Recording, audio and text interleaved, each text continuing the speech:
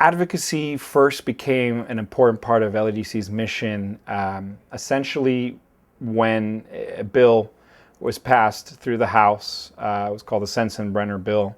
And essentially what that bill would have done is made it illegal for any nonprofit, any faith-based organization, any provider, any social human service provider. It would have made it illegal for any of us to provide services to the undocumented, to immigrants without legal papers.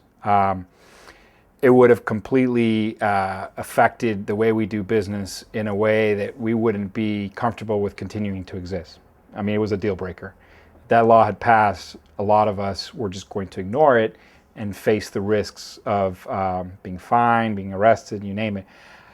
There was a lot of opposition to this bill, and in many ways it galvanized the opposition, took the argument beyond the immigrant rights community and took it into the entire nonprofit and faith-based community. And one of the leaders who came out real strong and said he will outright defy this was the Cardinal of Los Angeles, whose name escapes me. But basically, when the Cardinal of Los Angeles came right out and said, he will tell the priests to defy that order, that obviously they're not going to check for papers before offering a counseling session or hearing a confession or God knows what. So a lot of us, took that lead, and here in the DC area, we organized about 50 nonprofit organizations, faith-based organizations, everything from synagogues and temples and churches, all the way to nonprofits that do economic development work like ours. And of course, a lot of the immigrant rights organizations. We all came together. We formed something called the National Capital Immigrant Coalition.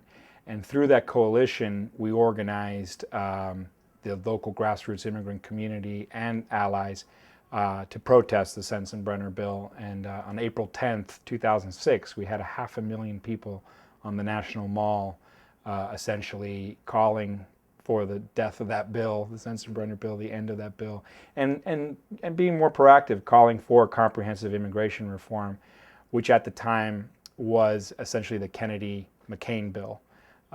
So we were really advocating for comprehensive immigration reform that would essentially allow a path to legalization for all undocumented immigrants that can prove that they've been living and working in the United States for a certain period of time and that are, contributing to the national economy in many ways. So I guess you could say the advocacy piece was a little bit self-serving, and that those are our core constituents. How can we not serve them? And obviously not everybody who comes to LEDC is without papers, but if you look at the national trends, about 30% of the foreign-born population is estimated to be without legal standing to be in this country. So even if we turned away 30% of our core clients, that would adversely affect LEDC tremendously. Not to mention, we would not be willing to do that. It would be against our mission of providing services to whoever needs them.